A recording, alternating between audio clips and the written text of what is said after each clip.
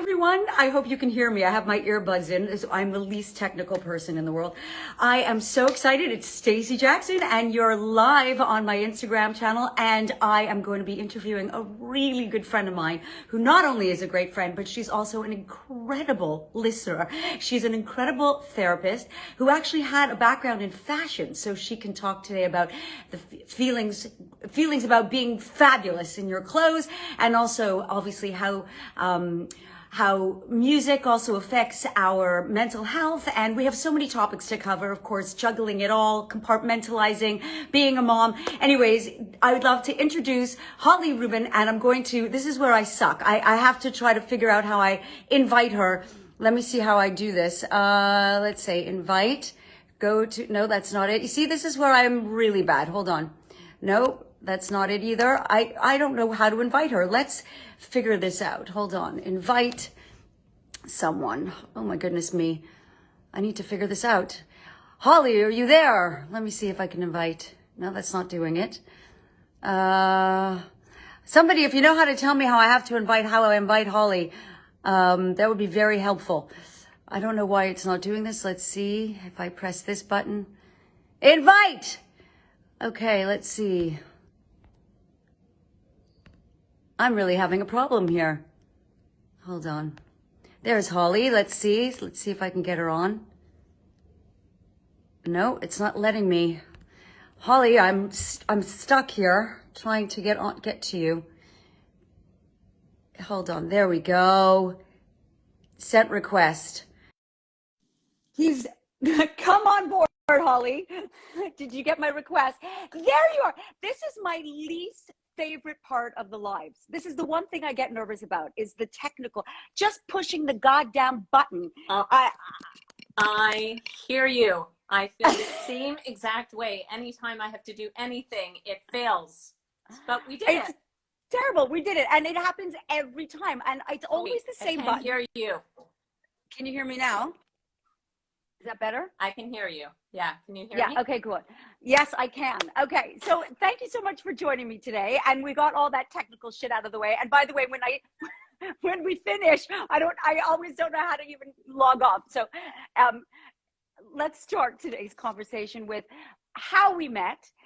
Because we're both Canadian. We're both from Montreal. We both sort of grew up in the same circles, but we never knew each other in Canada. We knew each other here. So tell the story a little bit about how we met and how we became really good friends. And you talk, and then I'll ask the questions. Okay. So yes, I think we both come, as you said, we both come from Montreal. So small community in Montreal, really tight knit, and had a lot of the same kind of background in terms of the things that we enjoyed, went to the same high school, community was really important, friends and talking and fashion shows and dance and all kinds of those fun things. And, but weren't friends when we were growing up. Reconnected here, connected through very funny story where both of our parents our mothers, of course, went to the same hairdresser, and they connected. They connected us back. You have to meet Holli, but we never really actually connected until we both had our babies, and they became friends when they were like infants, and that's how it all started. So we're going back on 19 years, right? 18 years. So I have to tell everyone that, I mean, you have the most incredible eye for fashion. Okay, like I know that you're trained in this. You've studied fashion. You were a buyer, and you have an incredible history in the fashion world. And then you segued into therapy. Obviously, there is a connection there, but there's also a journey that you took to get there. But what I find so fascinating is later in life how you've come up with the concept of, and I keep saying, and the way I've been promoting this is feeling fabulous, you know, and the way that you dress and what you put on and the clothes that you wear and how it fits can make you feel. And I think that I want to start off by talking about a little bit about that. I mean, obviously you're a renowned therapist, so you cover a lot of bases, probably for the most part, body image, which of course also has something to do with how you dress and how you project yourself. So just talk a little bit about the fashion and the connection between the mental health and fashion. I'm very intrigued by that. Sure. So I think that it's always been an interest to me. Again, I think growing up where we grew up and fashion being as important and families being in the industries and things, you sort of learned that growing up. And it was more about, wasn't so much, we weren't so label conscious at the time, say, were we in Canada? It wasn't the same sort of thing as it necessarily is now, but it was more about putting things together. So it was more about the creativity between having something, putting it with something else, and maybe taking the most random thing and finding it in your, you know, your grandmother's cupboard and then bringing it and hooking it up with something fresh and new. It was always about the creativity, really. But what I began to really put together and understand is the connection, not so much the pieces, but how the pieces made us feel, how putting something together, the process, a creative process of putting things together, and how they make you feel. And that really, that is the definition of body image. It's the impact that appearance has on self-esteem. So it's that connection between our external and our internal, and how those two bits come together, how those two pieces and those two elements come together. When we feel good, we tend to, you know, we have a vibration and we can see that we feel good. And when we don't, we can see that too. So there really is a strong connection between our external and our internal. And we talk about internal beauty and how that radiates. It really has nothing to do with vanity. It has to do with our experience of who we are and our self-esteem and how those bits all come together. I completely agree. I mean, as you know, you have two boys, I have three, and then we both got girls who are actually the same age, and they're also very good friends, which is great. But I'm now going through the process of raising a teenage daughter. Mm-hmm. And it's terrifying because we were teenage girls, and also in this world of, you know, Instagram, TikTok, all that. And they all see what, you know, fashion, what kind of fashion trends there are and whatever. And I do want my daughter to express herself, and I'm very okay with that. You know, some people are a little bit more, you know, reserved and, oh, don't show too much cleavage or, you know, whatever. But I understand the expression, the self-expression of fashion. But there is a fine line, because the world is still, you know, there are still, you know, people trolling the internet, looking at these girls who are dressing in a certain way, and I'm kind of like, you know, I want to be the cool mom. I want to be like, you know, let her go and express herself. But there is that line, and I don't want to be that one to, you know, I usually ask her godparents, could you just like send her a text message? Maybe she shouldn't be, but like, you know what I mean? And yeah,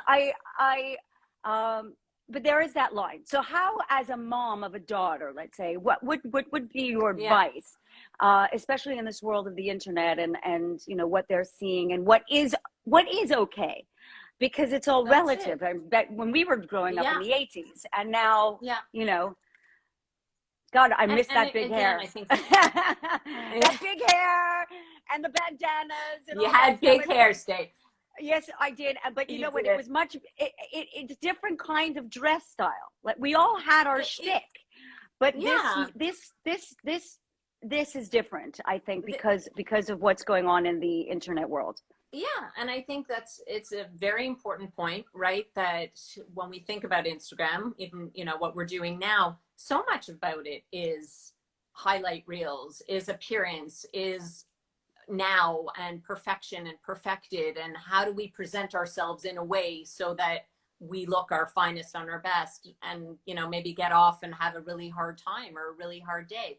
I think that's the very difficult part about this pressure that certainly teenagers are feeling around how to present themselves in a way that might not really be how they're feeling, but the pressure that they feel to present themselves, both aesthetically and emotionally, right? It's like, everything's fine, it's okay, we don't necessarily talk about it, but we need to address those things. We need to talk about how we feel, and we also have to be able to be expressive and be able to present ourselves in the way that feels authentic to who we are.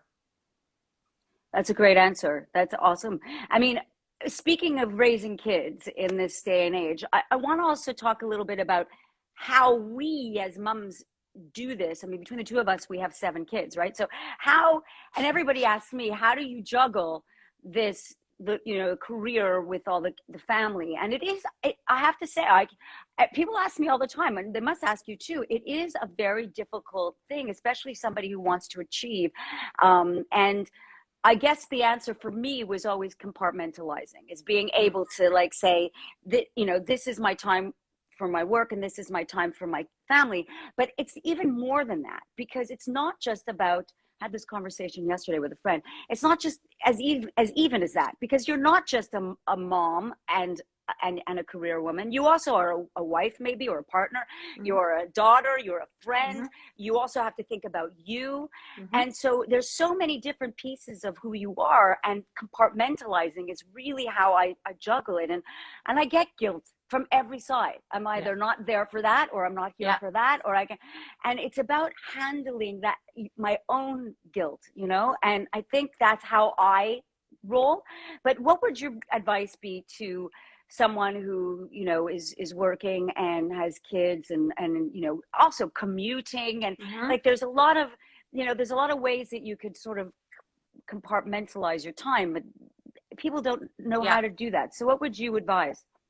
Yeah, I think it's great when you're able to do that. I think it's a real skill, Stay, that you do have, that you can be so compartmentalized with your with your life. But as we know, and we certainly saw during COVID, right, how difficult it is, because your different parts of you bleed into the others, right? It's normal when different things are happening and coming up, and you have to maybe be late for an appointment because your son is sick, and you have to juggle there, and you got to roll with it. You also have to be, as much as you can compartmentalize, you got to be flexible enough to roll with whatever is thrown your way. And that's what I think is probably the most admirable trait in mothers that I see today, is just this capacity to juggle so much. And it's not easy. It's never easy to do. And of course we trip up all over the place, and being able to roll with it and be able to be good enough, to be that good enough mother, where, psychologist Winnicott, I love quoting him, because that's his term, which is being a good enough mother. You can't get it perfect. Perfect doesn't exist.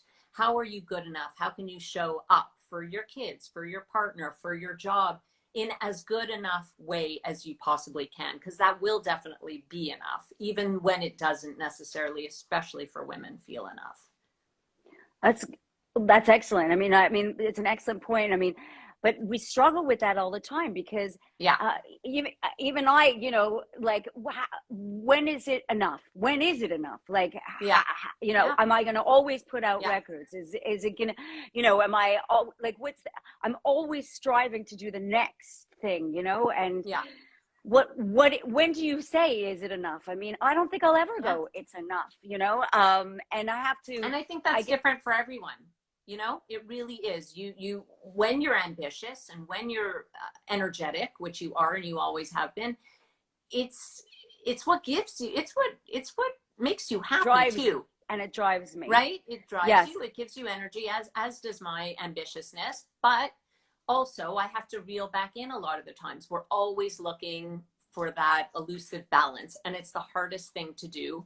We're always hoping that we can achieve it in some way, but it's not easy. And you have to prioritize as you get older, right? You have to know where you can place your time and where you're willing to cut corners. And that's different for absolutely everybody. Exactly. And some people might cut corners in certain ways. Like a lot of people just give up exercise. I don't have time, like for me, that would never happen. I wanted to talk a little bit about that in psychology as well. I mean, obviously we're touching upon 20 million things. We didn't even talk about hormone replacement therapy, but we've been there and done that one already.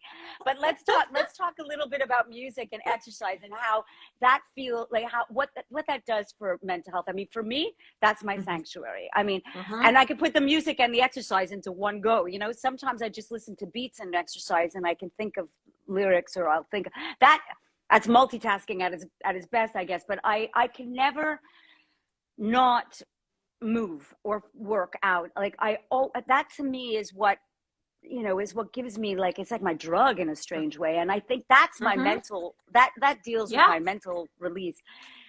So what do you have to say about people who's like, oh, forget it, I didn't have time to exercise? I actually tell people, like, force yourself, don't give that up.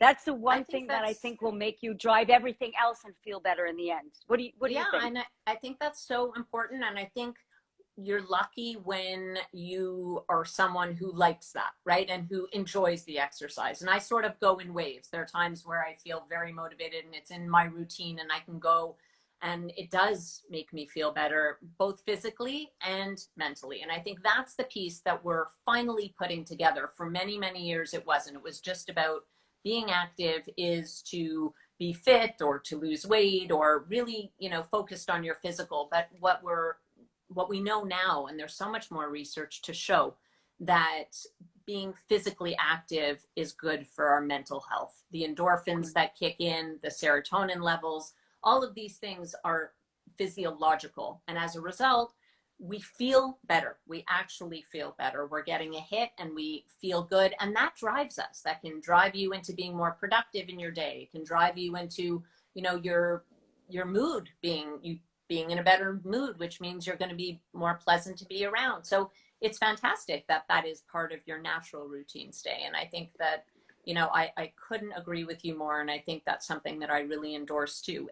Even when it's hard, I think something that's also important, we have to remember that we can shift the thinking around what it is to be active. It doesn't have to be our 1980s aerobics, right? It needs to be moving. Just go for a walk with your dog. Just moving, or something. Moving in whatever way you want to do. Get your body up, move, do lots of different things. And I think when you're naturally someone who moves and talks with their hands, like maybe both of us do, there's an energy that's there inside. And in order to use that energy, I think being active really helps with all of that. I agree. And it's also a good place to put that pent-up energy. Yes, exactly. Definitely. And I totally agree. Well, we're going to wrap this up really quickly because I can't believe it's already been like almost 20 minutes. We're just yakking away. I feel like we're just there are all these people watching us and I feel like so comfortable with you. And I miss you. We have to go for a power walk. And I actually finally just got my favorite jacket back after the fire. Things are slowly but surely coming back. I'm still in boxes, but it's all good. I am, every time I talk to you, I always feel better. I just feel better. I didn't even know that I was feeling bad, but after I speak to you, I just feel fabulous. Anyway, you are a star, and thank you so much for joining me today. I mean, where can people find you? Holli Rubin, just at Holli Rubin. At HolliRubin.com, in private practice, Holli Rubin at the Soak, and Holli A. Rubin on Instagram. Perfect. Okay. Well, I'm going to leave it at that. You are a star. Thank you so much again for joining me today. Thank and you I love for you to having bits. me. And thank you everybody who was watching. And I think there were a lot of Canadians on there. Anyway, love you. Mwah, and I'll speak to you soon. Thank you. Thanks again. Bye. Bye.